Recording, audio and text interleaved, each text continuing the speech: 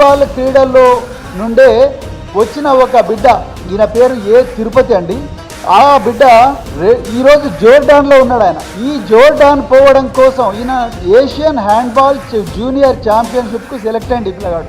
ఆ కోచ్లందరూ వచ్చేసి అధికారులను మాకు 2,20,000 రూపాయలు ఇస్తే పోగలుగుతాము అని చెప్పి జోర్డాన్కు పోగలుగుతామని ప్రభుత్వాన్ని అడిగితే ఒక్క పైసా కూడా వాళ్ళు ఇవ్వలేదండి. ఈరోజు గురుకులాల బడ్జెట్ 1,000 కోట్లు, ఎస్సీ గురుకులం బడ్జెట్ 1,000 కోట్లు. 1,000 కోట్ల నుండి 2 లక్షల రూపాయలు కూడా ఇవ్వలేరా రేవంత్ రెడ్డి గారు?